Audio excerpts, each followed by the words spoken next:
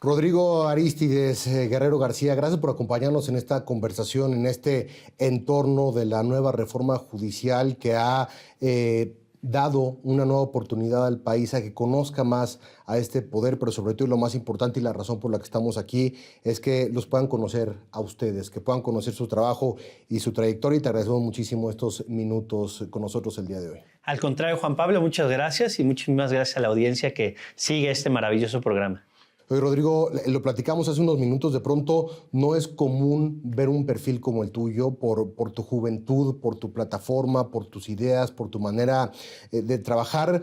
¿Por qué un profesional, por qué alguien que ha vivido su carrera en el Poder Judicial de pronto a los 40 años diría: quiero entrar a esta elección y quiero ser ministro de la Suprema Corte de Justicia? Bueno, creo que es una oportunidad histórica. La propia reforma constitucional, justamente en torno al propio Poder Judicial, pretendía eso, lograr que perfiles, que nuevas caras lograran poder tener una participación más activa. Hay que decirlo, gran parte de la crítica que se generó a la reforma del Poder Judicial fue que ahora iban a interceder o a participar los propios intereses políticos, pero hay que decirlo como es. En realidad, el modelo anterior era un modelo eminentemente político. En el modelo anterior sí había dedazo, porque de hecho la propuesta la hacía el presidente de la República. No es que hubiera un examen, no es que hubiera un comité de evaluación, era una propuesta directa del presidente de la República y era votado por el Senado de la República. Es decir, un ente político propone, otro ente político, el Senado, es el que designa. Y con el nuevo modelo, es un modelo en el que se llevaron a cabo diversos filtros. Primero se evaluó la idoneidad, el propio perfil académico, la trayectoria profesional, la propia vinculación que se ha podido tener con la sociedad. Y por último, ya llegó la famosísima tómbola. Es mentira que la tómbola haya sido de origen y que haya sido solamente la suerte la que fue filtrando los perfiles, sino que hubo por lo menos 4 filtros antes de llegar a esa etapa final que hoy nos va a permitir estar en la boleta. Rodrigo, de pronto, a partir de lo que suceda en la elección de este mes de junio, podríamos tener a un ministro de la Corte de tu edad. Quiero platicar un poco acerca de tu vida y cómo llegas a este momento. Me imagino que tienes un grupo de amigos diverso, más allá de la abogacía, del derecho y del poder judicial, que de pronto pueden ser empresarios o se pueden dedicar a algunas otras cosas. ¿Cómo llegas tú a este momento de pronto desde tu educación y sobre todo pues en este conjunto de vivencias que es natural también para alguien de tu edad, el enfrentarte a un reto tan grande como lo podría ser esta elección? Pues primero decirlo, soy hijo de la educación pública. Desde la secundaria, en la secundaria 29 y después en la preparatoria número 6 de la UNAM, posteriormente los estudios de licenciatura en la Facultad de Derecho de la UNAM, la especialidad en Derecho Constitucional, maestría y doctorado, todo fue en la UNAM. Entonces, el ser hijo de la educación pública también genera una vocación por el servicio público. La UNAM te lleva, o la propia filosofía de la UNAM te lleva a devolverle al propio Estado, al propio al servicio público, pues el haber recibido una educación de calidad y una educación que de alguna manera nos fue formando sin que tuviera gran costo. Y devolverle un poco a la sociedad de lo mucho que te ha dado, me llevó también a dar clases en la Facultad de Derecho de la UNAM. Llevo 10 años siendo profesor en la propia facultad y me ha tocado ser sinodal en diversos exámenes profesionales de grado y debo decirte que disfruto mucho dar clase con mis alumnas y alumnos. Es algo de lo que más me apasiona, más disfruto y además de lo que más aprendo. Oye, ¿y quién es Rodrigo en lo privado, en tu vida más allá de la abogacía y más allá de las clases y más allá de lo que podría implicar el Poder Judicial? A tu edad, ¿qué haces? ¿Qué te gusta? ¿Qué hobbies tienes? ¿Cómo vives también tu vida los fines de semana o cuando no estás trabajando? La familia para mí es muy importante. Tengo dos hijos, una hija y un hijo, y la verdad es que disfruto mucho estar con ellos, con mi esposa, pues disfrutar un fin de semana principalmente yendo al parque tal vez, El deporte, me gusta mucho caminar, nadar, me gusta muchísimo, por ejemplo. Y bueno, es parte de la vida cotidiana, naturalmente, en este proceso que estamos viviendo electoral, pues hay muchas cosas que nos estamos perdiendo, pero que a final de cuentas este sacrificio, bueno, no es sacrificio, porque en realidad lo estoy disfrutando también muchísimo, el estar recorriendo las diferentes entidades del país, los diferentes municipios, las diferentes regiones, me está gustando mucho también. Oye, que tu juventud en ese sentido es una fortaleza porque platíqueme un poco la importancia que tiene el estudio precisamente para alguien en tu posición y con tus aspiraciones dentro del Poder Judicial y con miras a poder ser un ministro de la Suprema Corte de Justicia, la educación, los cursos, las maestrías, los diplomados, las carreras, los doctorados toman una importancia absoluta y es algo que tú tienes, me parece como una de las grandes fortalezas con las que te presentas ante la gente el día de hoy. Creo que es importante que se diga, porque también otro de los mitos que se creó en torno a la reforma al Poder Judicial es que quienes iban a ser candidatas y candidatos no iban a tener los méritos académicos suficientes. Y si nosotros hoy observamos a diversos perfiles, tanto de mujeres como de hombres que están en la boleta, la mayoría tenemos doctorado. Hemos estado en constante preparación. Es más, yo no dejo de estudiar constantemente, incluso para la entrevista que tuve en el comité de selección. Estudié, porque dije, bueno, ¿qué pasaría si en lugar de entrevista, de repente me empezaran a preguntar cuestiones técnicas? Y fue así. La entrevista que tuvimos en el comité del Poder Ejecutivo, más que una entrevista, parecía un examen. Y entonces estar conociendo los últimos criterios, no solamente de la Corte Mexicana, sino ver el panorama internacional, creo que nos permite forjar un mejor criterio. Y conocer el panorama internacional solamente se logra estudiando constantemente. Por ejemplo, el año pasado la Unión Europea ya legisló en torno a la inteligencia artificial. Francia desde el año 2016 tiene una ley de la República Digital Francesa y España tiene la ley 3/2018 que surgió en el año 2018 en torno a los derechos que se están desarrollando hoy cada vez o en un mundo en el que cada vez vivimos más conectados y más pegados al mundo y al entorno digital. A ver, y tú traes ese tema a la mesa por algo, también en la experiencia que has tenido, sobre todo en el Info CDMX, liderando un esquema de transparencia necesario para la ciudadanía. Traes a colación constantemente el tema de la tecnología, el tema de la inteligencia artificial, el tema de la innovación, y no solamente como una propuesta y viendo hacia afuera con estos ejemplos que das a los otros países, sino ya como algo implementado a lo largo de tu carrera. Sí, definitivamente. De hecho, ya me certifiqué como auxiliar de cumplimiento en inteligencia artificial y acabo de llevar a cabo un curso en la Universidad de Chicago, también vinculado con la inteligencia artificial. Y en el Info de la Ciudad de México desarrollamos lo que denominamos ecosistema digital del Info de la Ciudad de México, el cual incluía primero un chat que con inteligencia artificial te respondía a una solicitud de acceso a la información en tan solo 9 segundos, cuando de manera cotidiana se tardaba 9 días. Con IA lo logramos en menos de 9 segundos. Lanzamos las primeras resoluciones con inteligencia artificial que permiten una búsqueda de precedentes y mostrar si existe congruencia entre una resolución y otra resolución. Y por último, llevamos a cabo y fuimos el primer ente, no solamente de México, sino de toda Latinoamérica, en llevar a cabo audiencias de conciliación en el metaverso. Parece ciencia ficción, pero es una realidad que ya se logró materializar cuando estuvimos en el Info de la Ciudad de México.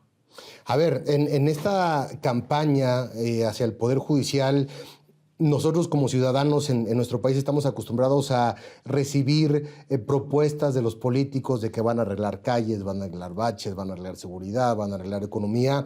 En tu caso, y siguiendo con el mismo tema de la inteligencia artificial, me parece que lo que podrías traer a la mesa como un ministro de la Suprema Corte de Justicia tiene que ver precisamente con este tipo de temas, que son temas muy actuales, que son temas muy relevantes que de pronto se han dejado de lado por otros asuntos y por otras prioridades en nuestro país, pero estás hablando de un cambio de paradigma con respecto a cómo se podría acercar a las personas a la justicia, a la ley y a la interpretación de la Constitución. Vamos a crear el ecosistema digital de la justicia en la Ciudad de México. Ese es un compromiso que vamos a lograr materializar vamos a empezar a utilizar inteligencia artificial para agilizar los propios procesos. Y ojo, también quiero aclarar, no se trata de sustituir al juez, al magistrado, al ministro o ministra por un robot, sino que se trata de utilizar la inteligencia artificial como una herramienta que llegó para quedarse, una herramienta potente que nos puede ayudar en la búsqueda de precedentes e incluso para contrastar un modelo de control de calidad que nos permita contrastar si un mismo juez está resolviendo de la misma manera un caso similar con un criterio similar. Y eso nos va a permitir evitar que, como se dice coloquialmente, un juzgador esté dando bandazos, sino que simplemente logre ser congruente en sus resoluciones y esté actuando de conformidad con los propios precedentes y criterios ya existentes. La inteligencia artificial nos va a servir también para conocer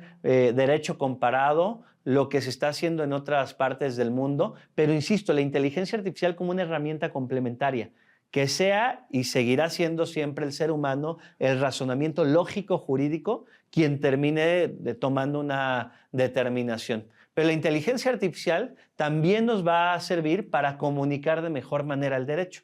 Hoy en día una sentencia es muy compleja, difícil de entender, muy técnica, y creo yo que con diferentes herramientas tecnológicas podemos lograr materializar lo que hemos denominado el derecho a entender el derecho. Es decir, erradicar completamente lo que, como una amiga me dice, el abogañol, porque me dice, es que ustedes no hablan español, abogados, ustedes hablan abogañol. Bueno, hay que empezar a utilizar un lenguaje más sencillo, utilizar herramientas tecnológicas, pero también lograr acercar más la justicia a la sociedad. Más allá del tema de la innovación, más allá del tema de la tecnología, de la eficiencia que le has traído a los procesos a lo largo de tu carrera, Rodrigo, ¿cuáles son otros elementos que tú consideras, que tus colegas han considerado a lo largo de tu carrera que has empujado y que te identifican a ti también como miembro del Poder Judicial? Hablaría yo ahora del otro lado, del otro polo, así como hablamos de inteligencia artificial, de lograr digitalizar la justicia o tener la justicia en la palma de tu mano, también lograr acercar la justicia a la sociedad. ¿Qué te parecería si hiciéramos una sesión de la Suprema Corte de Justicia de la Nación en Chihuahua? Otra que se llevara a cabo en Chiapas o en Atlixco, Puebla o en diferentes entidades de la República, es decir, sacar a la Corte de Pino Suárez.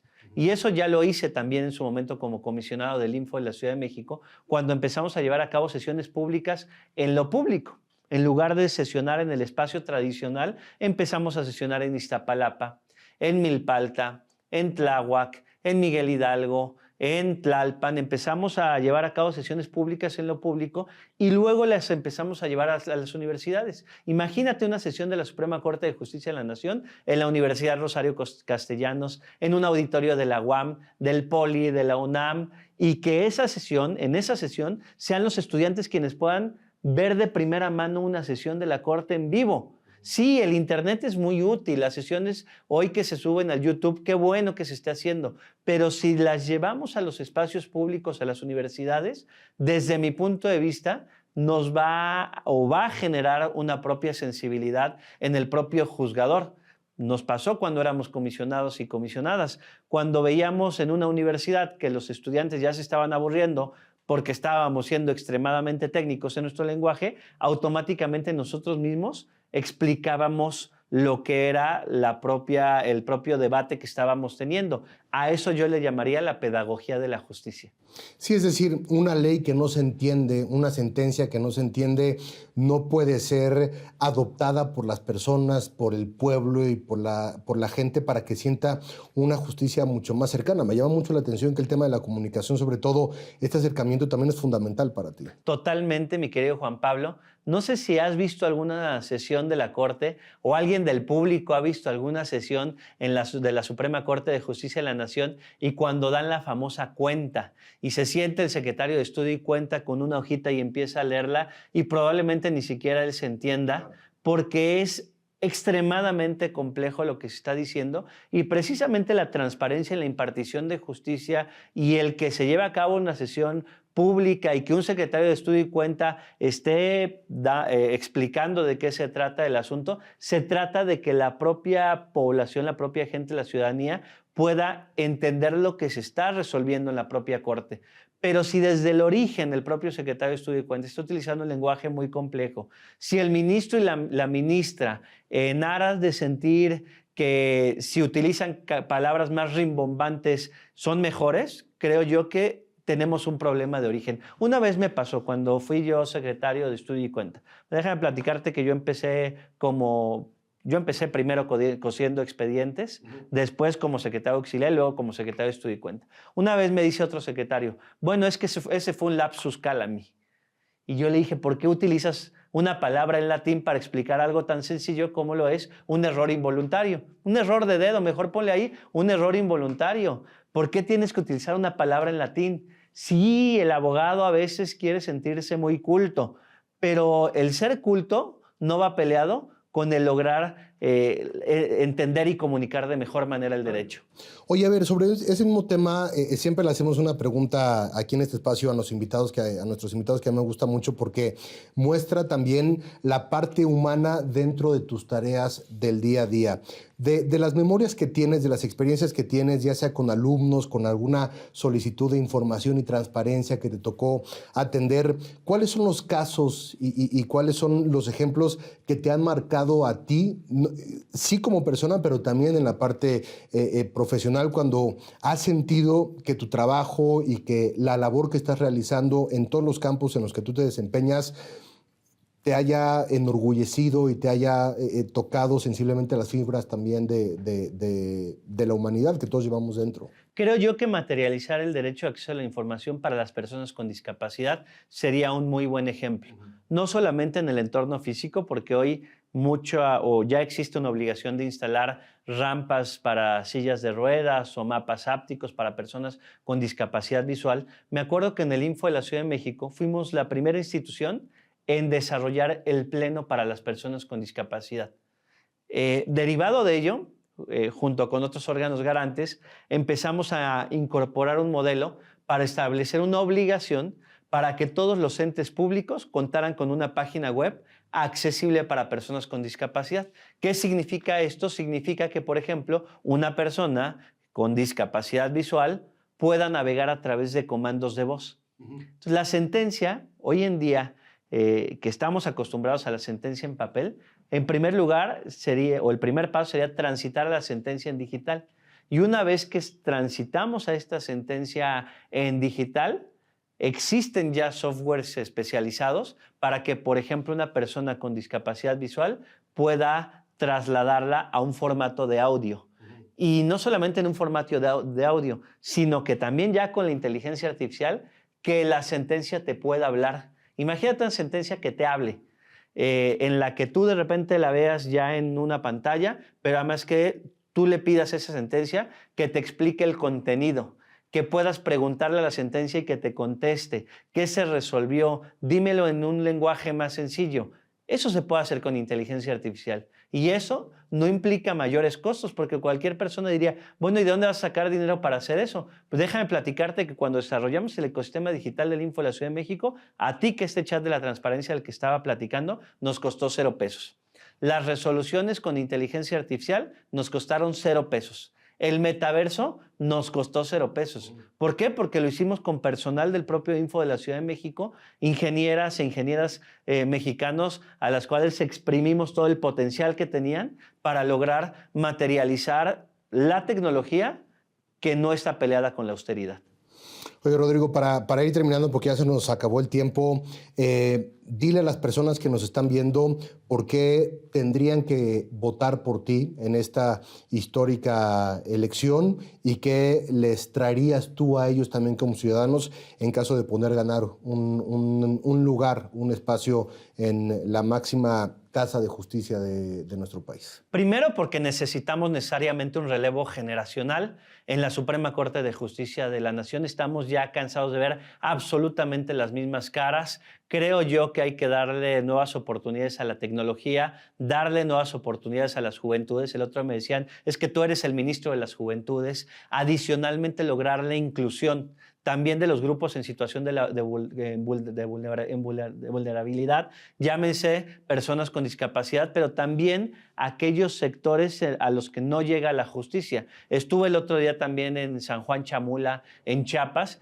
y me decían, es que sabes que la impartición de justicia en Chiapas o en San Juan Chamula se lleva a cabo de manera oral, y después de que me dijeron es que se lleva a cabo de manera oral, pues yo les preguntaba, bueno, y supongo después lo plasman en un papel.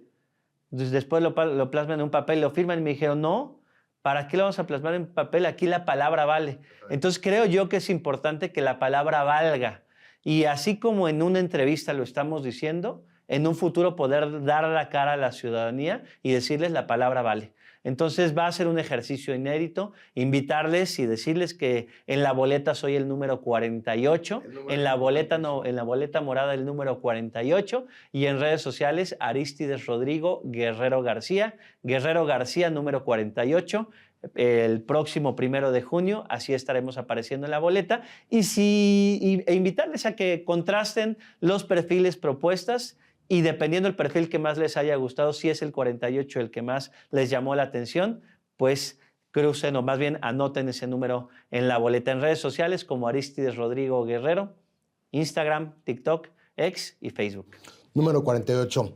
Importantísimo y muy interesante plática, conversación con respecto a la visión que tienes de la justicia en México, con la visión que tienes con respecto a México, pero sobre todo también con esta capacidad que tienes para ver hacia afuera, con lo que está sucediendo en el mundo, con tu educación, con tu preparación, para entender que la actualización, la innovación dentro del modelo de justicia que pueda alcanzar a todos, que sea para todos, para los jóvenes, para las personas que no entienden mucho el tema de la comunicación, me parece fundamental, me parece un planteamiento muy interesante de tu parte, Rodrigo. Yo te agradezco mucho que nos hayas regalado estos minutos para poder platicar con todas las personas que nos están viendo. Al contrario, muchas gracias por la oportunidad y bueno, espero seguir en comunicación con todas y todos ustedes en las redes sociales. Rodrigo, muchas gracias. Al contrario, Juan Pablo, muchísimas gracias por el Rodrigo. tiempo.